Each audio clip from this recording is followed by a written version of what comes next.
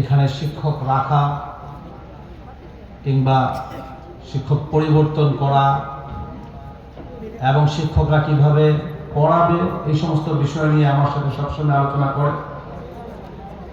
আমি এসেই কয়েকটা ছাত্রের পড়া শুনলাম, আলহামদুলিল্লাহ আমার কাছে খুব ভালো মনে হয়েছে। আপনারা আপনাদের বাচ্চাদেরকে এই মাদ্রাসায় দিতে পারেন। এখন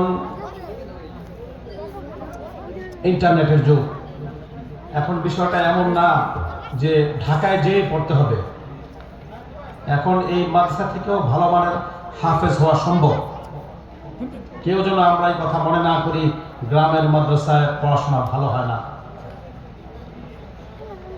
আমি বাচ্চাদের পড়াশোনা দেখলাম যে পড়ার মান আলহামদুলিল্লাহ ঢাকার মানের। শুধু একটু গাইডের প্রয়োজন। আমরা সেই বিষয়টা লক্ষ্য রেখে ভালো মানের শিক্ষক এখানে দেওয়া এবং ওই শিক্ষকদেরকে ট্রেনিংয়ে আনার ব্যবস্থা করতেছি। আর এখানে যে হিফজের আরেকজন দায়িত্বশীল আছে ইউসুফ, ও আমার এখান থেকে ট্রেনিং করা। সকলে ওর জন্য দোয়া করবেন, আল্লাহ পাক যেন তাকে ভালো মানের শিক্ষক হিসেবে তৈরি করেন, খেদমত হিসেবে কবুল করেন, কোরআনের সাথে লেগে থাকার মতো তৌফিক দান করেন।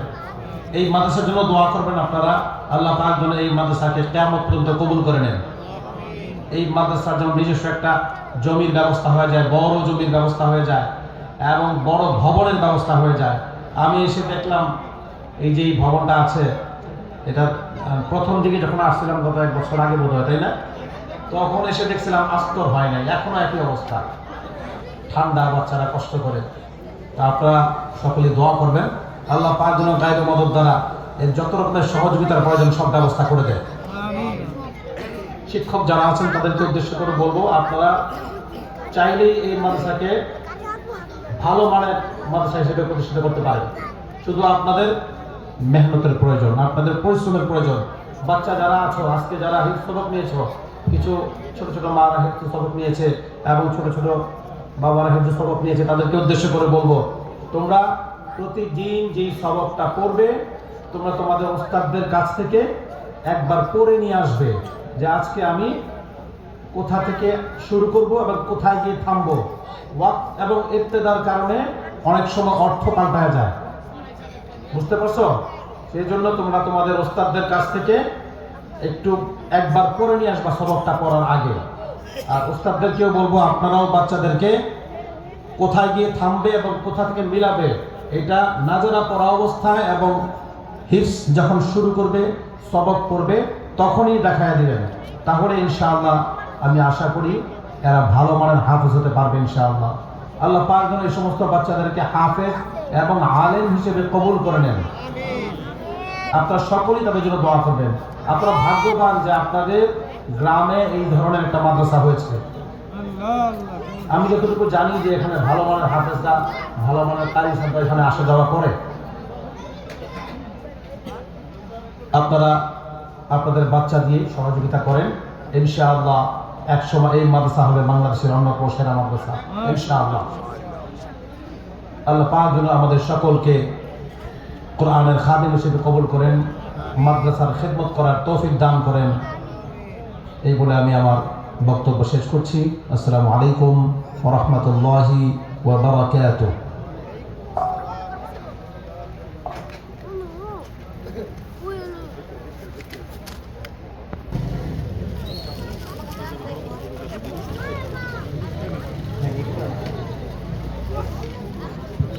আলহামদুলিল্লাহ, 2024 শিক্ষাবর্ষের বার্ষিক পরীক্ষার ফলাফলের পুরস্কার দেওয়া হচ্ছে। বার্ষিক পরীক্ষায় প্লেটে প্রথম স্থান অধিকার করেন মোহাম্মদ সাফওয়ান রহমান সাফিন। মোহাম্মদ সাফওয়ান রহমান সাফিন।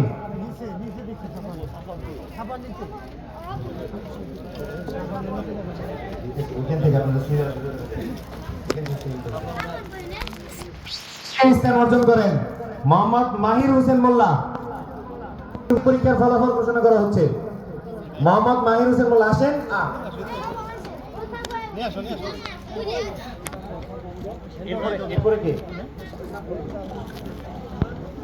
তৃতীয় স্থান অর্জন করেন মোহাম্মদ মুরসালিন ব্যাপারী। মোহাম্মদ মুরসালিন ব্যাপারী। মোহাম্মদ মুরসালিন ব্যাপারী। আব্দুল্লাহ পরমাণিক করে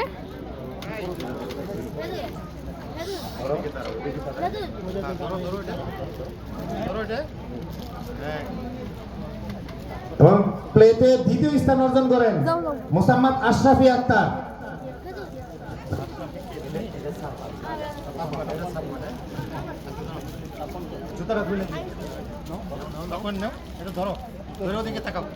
এই যে দিক দেখাও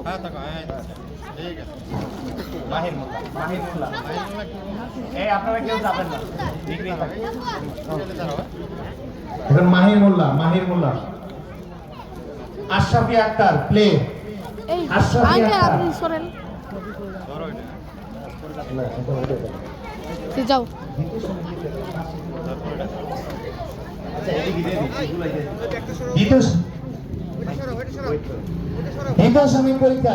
দ্বিতীয় সাময়িক পরীক্ষায় 2024 এর প্লেতে প্রথম স্থান অধিকার করেন মোহাম্মদ মাহির হোসেন।